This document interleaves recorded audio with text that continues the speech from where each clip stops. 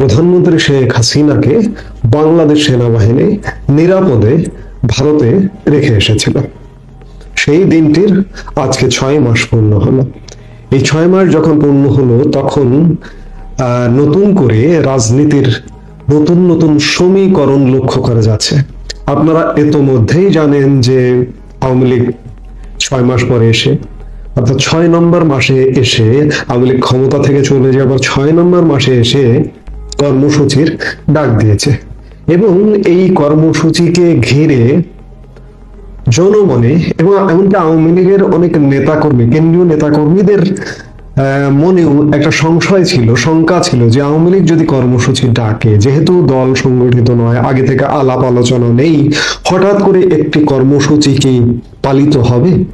কিন্তু সব শঙ্কাকে মিথ্যা প্রমাণ করে আওয়ামী লীগের যে বর্তমানে লিফলেট বিতরণ কর্মসূচি চলছে, এটি দোর্দণ্ড প্রতাপে বাস্তবায়িত হচ্ছে সারা বাংলাদেশে।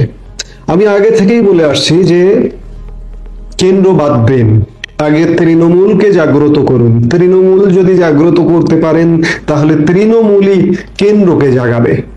সেটাই হয়েছে। তৃণমূলের নেতা কর্মীরা ঝাঁপিয়ে পড়েছে। কারণ আমি বেশ কিছুদিন থেকেই আওয়ামী লীগ সরকার পতন হবার 1-1.5 মাস পর থেকে তৃণমূলের একটা আঁচ পাচ্ছিলাম বিভিন্ন কথায়, বার্তায়, ইমেইলে, বিভিন্ন ভাবে, যে আওয়ামী লীগের তৃণমূল নেতা কর্মীরা অভিভাবকহীন। এই জায়গায় অভিভাবকত্ব প্রয়োজন, কেন্দ্রীয় নির্দেশনা প্রয়োজন, কেন্দ্রীয় নেতৃত্বের প্রয়োজন।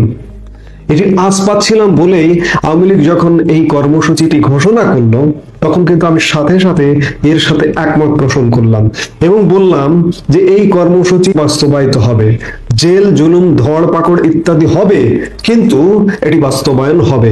কারণ তৃণমূল মুখিয়ে আছে, কারণ তৃণমূলের দেয়ালে পিঠ থেকে গেছে, পেছনে যাবার আর কোনো জায়গা নেই।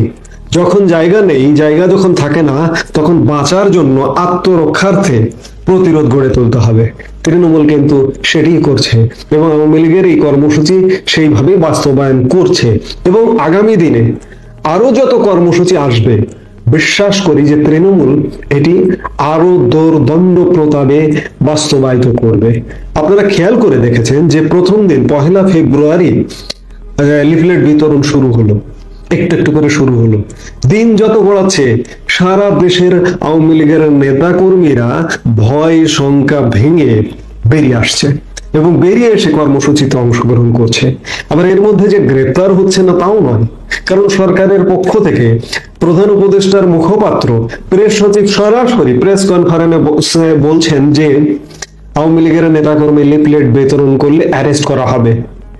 এই কথাটি বলে আওয়ামী লীগের আরো ভালো করছেন, এই ধরনের বিধ্বংসী কথা বলে আরো ভালো করছেন। এই অর্থে ভালো করছেন যে আওয়ামী লীগের নেতা কর্মী আরো আগ্রাসী হয়ে উঠছে যে আমাদের অ্যারেস্ট করবা, ঠিক আছে, আমরা দেখি তোমরা আমাদের কেমন করে অ্যারেস্ট করো। এইরকম চ্যালেঞ্জ নিয়ে কর্মসূচিগুলো পালিত হচ্ছে।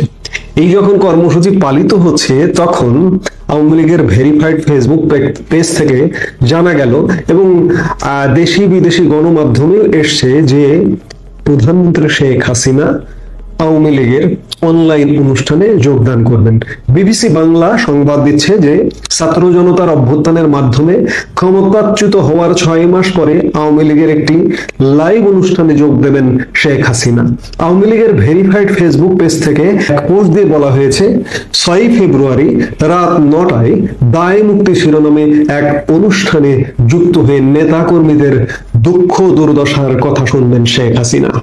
তার আগে আজ যে মুহূর্তে কথা বলছি 5 ফেব্রুয়ারি, আজ বুধবার রাত 9টায় বাংলাদেশের ছাত্র সমাজের উদ্দেশ্যে বক্তব্য রাখবেন শেখ হাসিনা। মঙ্গলবার রাতে ফেসবুকে ছাত্রলীগের ভেরিফাইড পেজ থেকে এক পোস্ট দিয়ে এই তথ্য জানানো হয়েছে।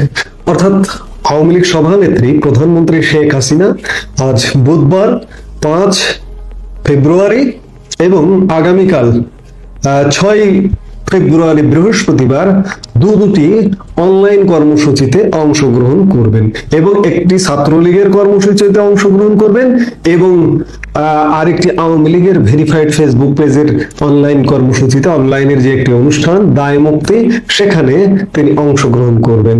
অর্থাৎ শেখ হাসিনার অংশগ্রহণ দিনকে দিন বাড়ছে।